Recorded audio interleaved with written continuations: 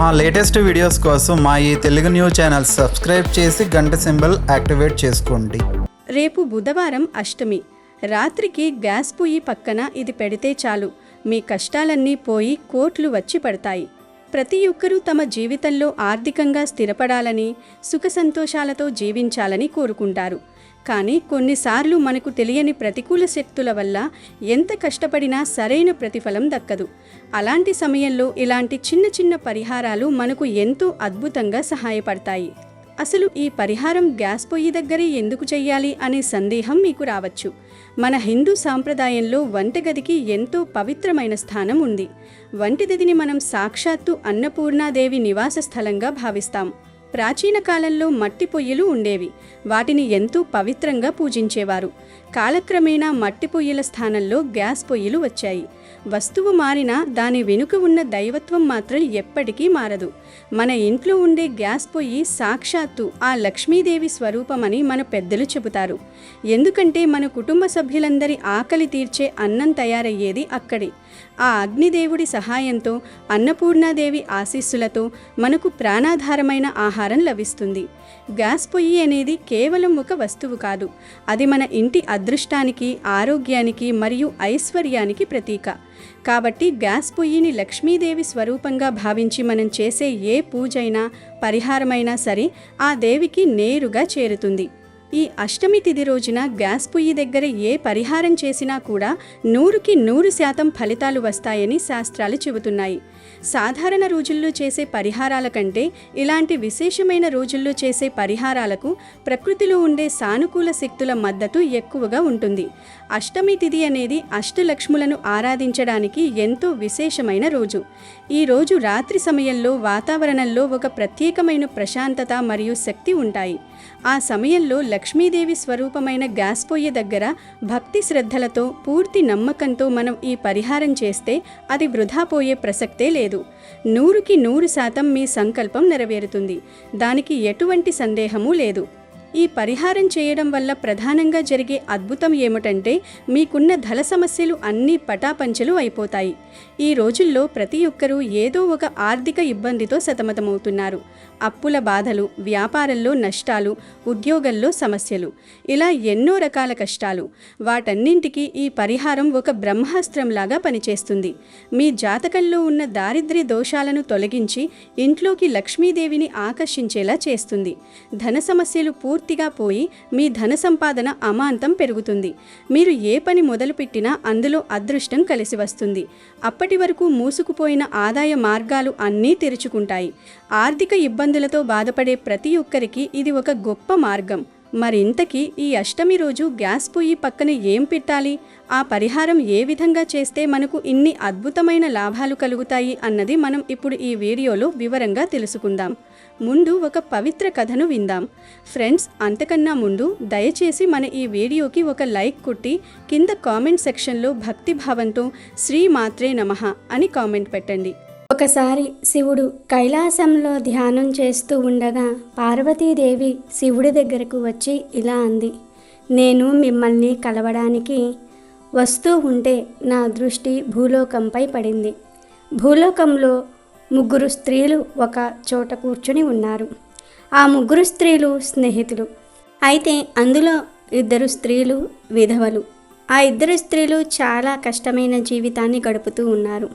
ఒక స్త్రీ తన భర్తతో చాలా సంతోషంగా, ఆనందంగా తన జీవితాన్ని గడుపుతుంది. అయితే ఈ 3 స్త్రీలను చూడగానే నా మనసులో 3 ప్రశ్నలు తలెత్తాయి. ఆ 3 ప్రశ్నలకు మీరు సమాధానం చెప్పి నా మనసును శాంతపరచండి స్వామి అని పార్వతీదేవి చెప్పింది. అప్పుడు శివుడు ఇలా అన్నాడు, ఓ దేవి, నీ మనసులో తలెత్తిన ఆ 3 ప్రశ్నలు ఏమిటో నన్ను అడుగు. నేను వాటికి సమాధానం చెప్పి నీ మనసుకు శాంతిని కలిగిస్తాను అని శివుడు పలుకగా పార్వతీదేవి, స్వామి, ఏ స్త్రీ సమయం కన్నా ముందే విధవ అవుతుంది? స్త్రీలు ఎందుకని వారి జీవితంలో సుఖంగా ఉండలేకపోతూ ఉన్నారు? ఏ వస్తువు భర్త అడిగినా సరే భార్య ఇవ్వదు? ఈ 3 ప్రశ్నలకు నాకు సమాధానం ఇవ్వండి అని పార్వతీదేవి వినయంగా శివుణ్ణి కోరింది. అందుకు శివుడు, దేవి, ఈ ప్రశ్నలకు సమాధానం చెప్పడానికి నీకు ఒక కథను చెప్తాను. ఈ కథలోనే ఈ 3 ప్రశ్నలకు సమాధానం దొరుకుతుంది, శ్రద్ధగా విను అని చెప్పి కథను ప్రారంభించాడు శివుడు. పార్వతి, నువ్వు ఏ సుమంగళి స్త్రీ గురించి చెప్పావో ఆ సుమంగళి స్త్రీ కథ ఇప్పుడు నీకు చెప్పబోతూ ఉన్నాను. ఈ సుమంగళి స్త్రీ ఒక నౌకరి భార్య. ఆ నౌకరి ఒక రాజసభలో పనిచేస్తాడు. అయితే ఆ సుమంగళి స్త్రీ భర్త ఎప్పుడూ తన భార్య వెంటనే ఉంటాడు. తన భార్య చాలా పతివ్రత అని 10 మందికి చెప్పుకుంటూ తిరిగేవాడు. తనతో పనిచేసే వారి దగ్గర రాజ్యంలో ఉన్న వారందరితో తన భార్య పతివ్రత అని, తన భార్యపై తనకు పూర్తి విశ్వాసము నమ్మకము ఉన్నాయని చెప్పుకుంటూ తిరిగేవాడు ఆ నౌకరు. ఇలా అందరికీ తన భార్య పతివ్రత అని చెప్పుకుంటూ తిరగటం వల్ల ఈ విషయం రాజుగారి వద్దకు చేరింది.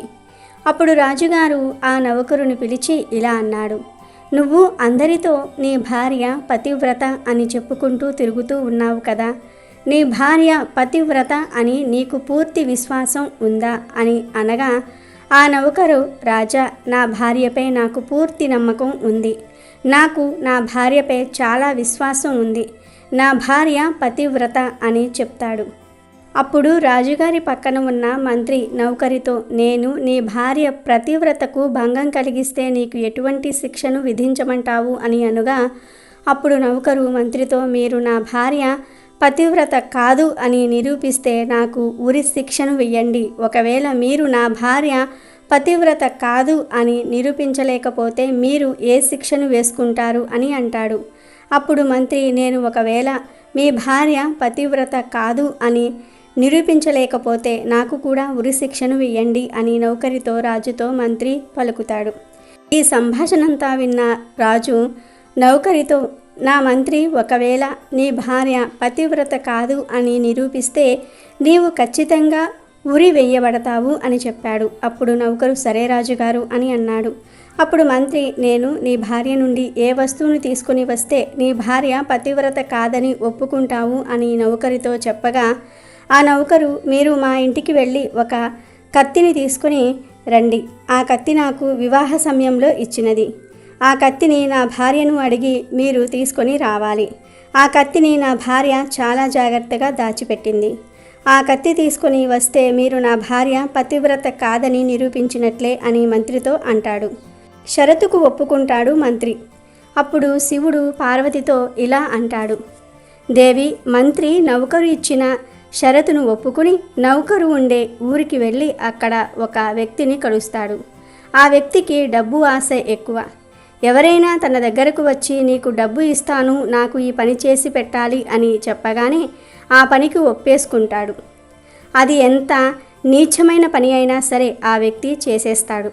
అలాంటి వ్యక్తిని మంత్రి కలిసి రాజ్యసభలో జరిగిన విషయమంతా కూడా చెప్పి, నువ్వు ఏదో ఒక విధంగా ఆ స్త్రీ ఇంటికి వెళ్ళి ఆ స్త్రీతో నాకు మాట్లాడే అవకాశాన్ని కల్పించు అని చెప్పగా, అప్పుడు ఆ వ్యక్తి, నువ్వు ఆ స్త్రీ గురించి మాట్లాడకు, ఆ స్త్రీ పతివ్రత, తను నీ ముఖం కూడా చూడదు అని మంత్రితో చెప్తాడు. అప్పుడు మంత్రి ఆ వ్యక్తితో, నువ్వు ఆ స్త్రీని నాకు పరిచయం చేయలేకపోయినా పర్వాలేదు కానీ నువ్వు ఆ స్త్రీ ఇంటికి వెళ్ళి వాళ్ళ ఇంటిలో ఉన్న కత్తిని తీసుకుని వచ్చి నాకు ఇవ్వు.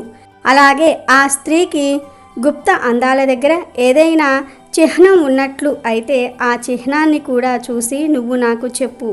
నేను నీకు ఎంత డబ్బు కావాలంటే అంత డబ్బు ఇస్తాను, నీకు ఏది కావాలంటే అది నీకు ఇస్తానని చెప్పగా ఆ వ్యక్తి సరే అని ఆ స్త్రీ ఉన్న ఇంటికి వెళ్తాడు.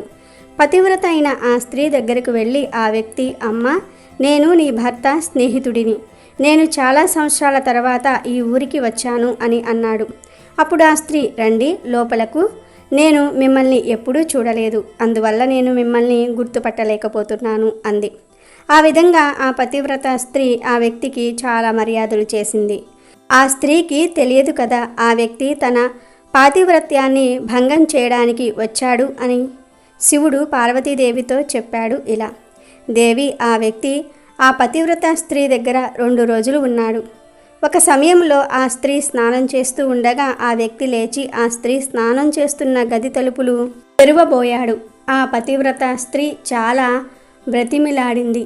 అయినా సరే ఆ వ్యక్తి ఆ స్త్రీ మాటలను వినకుండా ఇలా అన్నాడు, చాలా రోజుల తర్వాత నా లోపల ప్రేమ పుట్టింది అని చెప్పి ఆ స్త్రీ కళ్ళను మూసి తన గుప్త అందాల దగ్గర తన తొడపై ఉన్న పుట్టుమచ్చను చూశాడు. తను వచ్చిన పని అయిపోయింది అనుకున్నాడు. బయటకు వచ్చేశాడు. ఆ స్త్రీ కూడా స్నానం చేసి బట్టలు వేసుకుని బయటకు వచ్చి వంట చేసుకుంది. ఆ స్త్రీ వంట చేస్తున్న సమయంలో మళ్ళీ ఆ వ్యక్తి వచ్చి ఆ ఇంటిలో ఉన్న కత్తిని దొంగతనం చేసి తీసుకుని వెళ్ళి మంత్రికి ఇచ్చాడు. ఇది ఏమీ తెలియని ఆ స్త్రీ వంట చేసుకుంటుంది. ఆ వ్యక్తి మంత్రికి కత్తి ఇచ్చి ఆ స్త్రీకి తొడపై ఉన్న పుట్టుమచ్చ గురించి చెప్పాడు. ఇక ఆ మంత్రి ఆలస్యం చేయకుండా రాజ్యానికి బయలుదేరాడు. రాజ్యానికి చేరుకొని రాజును కలిశాడు. రాజు వెంటనే నౌకర్ని పిలిపించాడు. మంత్రి ఆ కత్తిని చూపించి, నేను ఈ నౌకరి ఇంటిలో 2 రోజులు ఉన్నాను రాజా, ఇదిగో కత్తిని తీసుకొని వచ్చాను. అలాగే తన భార్య తొడపై ఉన్న పుట్టుమచ్చ గురించి కూడా మంత్రి నౌకరితో చెప్పాడు. అది విని ఆ నౌకరు నా భార్య తన పతివ్రత ధర్మాన్ని వదిలేసింది అనుకున్నాడు.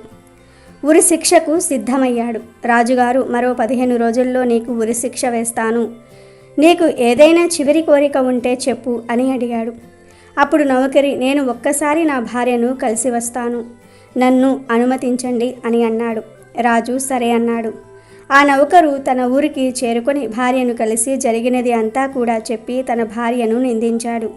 అప్పుడు ఆ స్త్రీ తనకు జరిగినది అంతా చెప్పింది. కానీ నౌకరు తన భార్య చెప్పినది నమ్మకుండా అక్కడి నుండి రాజ్యానికి బయలుదేరాడు. ఆ స్త్రీ దేవుణ్ణి ప్రార్థించింది. కొంత సమయమైన తర్వాత ఆ పతివ్రత స్త్రీ తన రూపాన్ని మార్చుకుని రాజ్యసభకు వెళ్ళింది. మారు వేషంలో పతివ్రత స్త్రీ రాజుగారి దగ్గరకు వెళ్ళి, నేను మీ సభలో నాట్యం చేస్తాను, నాకు అనుమతిని ఇవ్వండి అని కోరింది. తన అందచందాలకు మురిసిపోయిన రాజుగారు సభలో ఆ స్త్రీకి నాట్యం చేయడానికి అనుమతిని ఇచ్చారు. ఆ సభలో రాజుగారి మంత్రి ఇంకా కొంతమంది ఉన్నారు. అందరి సమక్షంలో నాట్యం చేసి అందరి మనసులను దోచుకుంది. అప్పుడు రాజు ఆ స్త్రీతో, నీ నాట్యం నాకు బాగా నచ్చింది, నీకు ఏమి కావాలో చెప్పు అన్నాడు. అప్పుడు ఆ స్త్రీ, రాజుగారు, మీ రాజ్యంలోని ఒక వ్యక్తి నన్ను మోసం చేసి నా దగ్గర ఉన్న డబ్బును తీసుకుని వెళ్ళాడు, మీరే ఎలాగైనా సరే నాకు న్యాయం చేయాలి అంది. ఆ మాటలు విని, మా రాజ్యంలో ఎవరు నీ డబ్బును తీసుకున్నారు, నిన్ను ఎవరు మోసం చేశారు అని అన్నాడు. అప్పుడు ఆ స్త్రీ, నన్ను మోసం చేసిన వ్యక్తి ఈ సభలోనే ఉన్నాడు, మీ పక్కన ఉన్న మీ మంత్రే నన్ను మోసం చేశాడు అని చెప్పింది. అప్పుడు ఆ మంత్రి, రాజా, నేను ఇప్పటి వరకు ఈ స్త్రీని చూడనే లేదు, ఈ స్త్రీ ఎవరో కూడా నాకు తెలియదు అని అన్నాడు. అప్పుడు ఆ స్త్రీ, రాజా, ఈ మంత్రికి నేను తెలియకపోతే ఈ కత్తిని ఎక్కడి నుండి తీసుకొని వచ్చాడు, నేను మీ వద్ద పనిచేసే నౌకరి భార్యను, మీరు నిర్దోషి అయిన నా భర్తకు ఉరిశిక్ష వెయ్యాలని అనుకుంటున్నారు, నేను మీకు జరిగినదంతా కూడా చెప్తాను అని ఇలా చెప్పటం మొదలుపెట్టింది. ఈ మంత్రి నా వద్దకు ఒక వ్యక్తిని పంపించాడు. గుప్త స్థానంలో ఉన్న నా పుట్టుమచ్చల గురించి తెలుసుకున్నాడు. ఆ వ్యక్తి మా ఇంటిలో ఉన్న కత్తిని దొంగలించి మంత్రికి ఇచ్చాడు. ఇలా ఆ కత్తిని పొందిన మంత్రి మీ వద్దకు వచ్చి అబద్ధం చెప్పటము, స్త్రీ చెప్పిన మాటలను రాజుగారు నమ్మి ఆ వ్యక్తిని పిలిపించారు. ఆ వ్యక్తి రాజుగారికి జరిగిన విషయమంతా కూడా చెప్పాడు. అప్పుడు రాజుగారు మంత్రికి ఉరిశిక్ష ఖరారు చేస్తాడు. పతివ్రత అయిన ఆ స్త్రీ రాజుతో, రాజా, నేను నా భర్తను ఎంతగానో ఇష్టపడతాను, నేను ఇప్పటి వరకు నా భర్తను పేరు పెట్టి పిలవలేదు అని చెప్పింది. శివుడు పార్వతీదేవితో, దేవి, కథ పూర్తయిపోయింది, ఇప్పుడు నువ్వు అడిగిన 3 ప్రశ్నలకు సమాధానం చెప్తాను, శ్రద్ధగా విను అన్నాడు. నీ మొదటి ప్రశ్న, ఏ స్త్రీ సమయానికి ముందే విధవ అవుతుంది అని. ఏ స్త్రీ అయితే తన భర్త పేరును పదే పదే పలుకుతుందో ఆ స్త్రీ సమయానికి ముందే విధవ అవుతుంది. భర్త పేరును భార్య పలకటం వల్ల భర్త ఆయుష్ తగ్గుతుంది. దీని కారణంగా సమయం రాకముందే ఆమె భర్తకు మృత్యు భయం సంభవిస్తుంది. ఆమె విధవ అవుతుంది, కష్టతరమైన జీవితాన్ని అనుభవిస్తుంది. ఇది నీ మొదటి ప్రశ్నకు సమాధానం దేవి. ఇక ఈ కథలోని పతివ్రత ఉంది కదా, ఆ స్త్రీ తన భర్తను ఎప్పుడూ అవమానించలేదు, పేరు పెట్టి పిలవనూ లేదు. నీవు నా దగ్గరకు వచ్చే ముందు భూలోకంలో చూసిన పుణ్యస్త్రీ ఈ నౌకరి భార్యనే. ఇక ఆ 2 విధవలు ఎవరో కాదు, ఒకరు పతివ్రత స్త్రీని మోసం చేసిన వ్యక్తి భార్య, ఇంకొకరు మంత్రి భార్య. ఈ ఇద్దరు స్త్రీలు తమ భర్తలకు ఎప్పుడూ మర్యాదను ఇవ్వలేదు. ఇంకా వారిని పేరు పెట్టి పిలిచేవారు. అందుకే వారి భర్తలకు సమయం కన్నా ముందే మృత్యువు సంభవించింది. అందుకే ఆ ఇద్దరు స్త్రీలు కష్టమైన జీవితాన్ని, విధవ జీవితాన్ని గడుపుతూ ఉన్నారు. ఇక నీ రెండవ ప్రశ్న ఏమిటి అంటే, స్త్రీలు ఎప్పుడూ కూడా జీవితంలో సుఖంగా ఉండటం లేదు. ఏ స్త్రీ అయితే భర్త అనుమతి లేకుండా పుణ్యక్షేత్రాలకు, ఉత్సవాలకు వెళ్తుందో అలాంటి స్త్రీ జీవితంలో ఎప్పుడూ కూడా దుఃఖమే మిగులుతుంది. అలాంటి స్త్రీ జీవితం అంతా కూడా ఏదో ఒక దుఃఖంతో బాధపడుతూనే ఉంటుంది. అటువంటి స్త్రీ తన జీవితంలో ఎప్పటికీ కూడా సుఖంగా ఉండలేదు. భర్త ప్రేమ ఎప్పటికీ లభించదు. ఇక నీ మూడవ ప్రశ్న, ఏ స్త్రీ తన భర్త అడిగినప్పటికీ కూడా వీటిని ఇవ్వదు అని. అవి ఏమిటి అంటే, ఒక స్త్రీ ఎప్పుడూ కూడా భర్తకు శాపనార్థాలు పెట్టకూడదు. ఏ స్త్రీ అయితే ఎప్పుడూ కూడా భర్తను తిడుతూ ఉంటుందో, ఇతరుల దగ్గర తన భర్తను చులకన చేసి మాట్లాడుతూ ఉంటుందో, ఆమె ఎప్పుడూ కూడా మంచి చరిత్రను పొందలేదు. అటువంటి స్త్రీ జీవితం అంతా కూడా ఏడుస్తూనే ఉంటుంది. ఈ 3 సమాధానాలు విన్న తర్వాత పార్వతీదేవి శివుడితో, ఏ స్త్రీ అయితే భర్తను ప్రేమగా చూసుకుంటుందో, ఎప్పుడూ సంతోషంగా నవ్వుతూ ఉంటుందో, ఉన్నవాటితో సర్దుకుపోతూ ఉంటుందో, సర్దుకుపోయే గుణాన్ని కలిగి ఉంటుందో, అలాంటి స్త్రీ తన జీవితమంతా కూడా సుఖంగా గడిపేస్తుంది. అంతేకాదు ఆ స్త్రీపై ఎప్పుడూ కూడా లక్ష్మీదేవి అనుగ్రహం కూడా ఉంటుంది. ఇలాంటి స్త్రీ ఉన్న ఇంటిలో ధనధాన్యాలకు కూడా లోటు అనేదే ఉండదు. ఆ స్త్రీ ఇంటిని స్వర్గంగా మారుస్తుంది. ఇక వీడియోలోకి వస్తే, బుధవారం అలాగే అష్టమి తిథి ఈ రెండూ ఒకే రోజు కలిసి వస్తే దాన్ని బుధాష్టమి అని పిలుస్తారు. మన శాస్త్రాల ప్రకారం ఆదివారం నాడు సప్తమి, సోమవారం నాడు అమావాస్య, మంగళవారం నాడు చవితి, అలాగే బుధవారం నాడు అష్టమి, ఈ 4 రకాల కలయికలు చాలా విశేషమైనవి. వీటిని ఏకంగా సూర్యగ్రహణంతో సమానమైన పవిత్రమైన పండుగ రోజులుగా పెద్దలు చెప్పారు. ఇంతటి విశేషమైన బుధాష్టమి రోజున నదుల్లో లేదా సముద్రంలో పుణ్యస్నానాలు చేయడం, తోచినంతలో పేదలకు దానధర్మాలు చేయడం చాలా మంచిది. అలాగే పితృకార్యాలు అంటే శ్రాద్ధం చేయడానికి అర్హత ఉన్నవారు వాటిని ఈ రోజున నిర్వహించడం వల్ల ఎప్పటికీ తరగని అనంతమైన పుణ్యం వస్తుంది. గనుక ఈ రోజున ఉదయాన్నే స్నానం, దానం, పితృకార్యాలతో పాటుగా తప్పకుండా శివపూజ చేయాలని గ్రంథాలు కూడా స్పష్టంగా చెబుతున్నాయి. కాబట్టి ఈ అద్భుతమైన రోజును వృధా చేసుకోకుండా ఉదయాన్నే నిద్రలేచి పరమశివుడిని భక్తి శ్రద్ధలతో పూజించండి.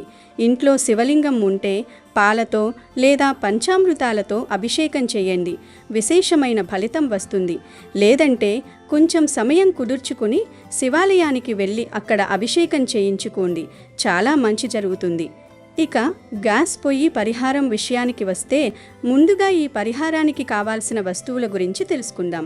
దీనికోసం మనకు ప్రధానంగా కావాల్సినవి ఒక చిన్న కూర గిన్నె లేదా చిన్న బౌల్, అలాగే నిండుగా గల్లుప్పు. గల్లుప్పు అనేది నెగిటివ్ ఎనర్జీని లాగేసుకోవడంలో అత్యంత అద్భుతంగా పనిచేస్తుంది. దానితో పాటు కొన్ని యాలకులు. యాలకులు లక్ష్మీదేవికి ఎంతో ఇష్టమైనవి. అలాగే ఒక రూపాయి బిళ్ళ. చివరగా ఒక ఎర్రటి పుష్పం. అది ఏ ఎర్రటి పువ్వైనా పర్వాలేదు. ఈ వస్తువులన్నీ ఒక దగ్గర పెట్టుకొని అప్పుడు పరిహారం చేయడం ప్రారంభించాలి. ఈ అష్టమి రోజు రాత్రి సమయంలో ఈ పరిహారం చేయాలి. ప్రశాంతమైన మనస్సుతో ఒక చిన్న కూర గిన్నె లేదా చిన్న బౌల్ తీసుకుని దానిలో నిండుగా గల్లుప్పు పోయండి. అలా ఉప్పు పోసిన తర్వాత ఆ ఉప్పు పైన గుండ్రంగా ఇక్కడ వీడియోలో చూపిస్తున్నట్టుగా యాలకులు పెట్టేసి ఒక వలయంలాగా పేర్చాలి. ఆ తర్వాత ఆ యాలకుల మధ్యలో ఖాళీ ఉంటుంది కదా, వాటి మధ్యలో ఒక రూపాయి బిళ్ళ పెట్టి ఆ బిళ్ళ మీద ఒక ఎర్రటి పుష్పం పెట్టి అలంకరించాలి. ఉప్పు, యాలకులు, పువ్వు ఇవన్నీ లక్ష్మీకారకాలు కాబట్టి ఇవన్నీ కలిసినప్పుడు అక్కడ విపరీతమైన పాజిటివ్ ఎనర్జీ ఉత్పత్తి అవుతుంది. ఇలా సిద్ధం చేసుకున్న ఆ బౌల్ని 2 చేతులతో పట్టుకొని ఇల్లంతా తిప్పేసరండి. ప్రతి గదిలోకి వెళ్ళి ఆ బౌల్ని తీసుకువెళ్ళి తిప్పండి. ఇలా చేయడం వల్ల మీ ఇంట్లో ఏ మూలనైతే నెగిటివ్ ఎనర్జీ దాగి ఉంటుందో వాటన్నింటినీ ఆ బౌల్లో ఉన్న ఉప్పు ఒక అయస్కాంతంలాగా లాగేసుకుంటుంది. అలా ఇల్లంతా తిప్పేసి లాస్ట్లో ఆ బౌల్ని తీసుకువెళ్ళి వంటగదిలో ఉన్న గ్యాస్ పొయ్యికి లెఫ్ట్ సైడ్ అంటే ఎడమ వైపున పెట్టి దానికి దండం పెట్టుకుని రాత్రంతా అలా వదిలేయాలి. రాత్రి సమయంలో ఆ వంటగదిలో ఏవైనా ప్రతికూల శక్తులున్నా అవన్నీ ఆ ఉప్పులోకి ఆకర్షించబడతాయి. ఆ బౌల్ని రాత్రంతా ఉంచేసి మరునాడు ఉదయాన్నే తీయకూడదు. ఖచ్చితంగా 24 గంటలు పూర్తయిన తర్వాతే ఆ బౌల్ తీసేయాలి. అంటే మీరు ఏ రోజు రాత్రైతే ఆ బౌల్ని గ్యాస్ పొయ్యి పక్కన పెట్టారో మరుసటి రోజు రాత్రికి మాత్రమే దానిని అక్కడ నుండి కదపాలి. 24 గంటల పాటు అది ఆ పొయ్యి పక్కన ఉండటం వల్ల మీ ఇంట్లో ఉన్న దారిద్ర్యం అంతా సమూలంగా నశించిపోతుంది. సరిగ్గా 24 గంటలు పూర్తయిన తర్వాత ఆ బౌల్ తీసేసి ఆ బౌల్లో ఉన్న వాటిని అంటే ఆ ఉప్పు, యాలకులు, పువ్వు, రూపాయి బిళ్ళ వాటన్నింటినీ తీసుకువెళ్ళి పారే నీటిలో కానీ లేదా చెట్టు మొదట్లో కానీ పడేయాలి. పారే నీటిలో వేస్తే ఆ నీటి ప్రవాహంతో పాటే మీ కష్టాలన్నీ కూడా కొట్టుకుపోతాయని అర్థం. ఎంతో సింపుల్గా కనిపించే ఈ పరిహారం మీ జీవితంలో తీసుకువచ్చే మార్పులు మాత్రం మాటల్లో చెప్పలేనివి.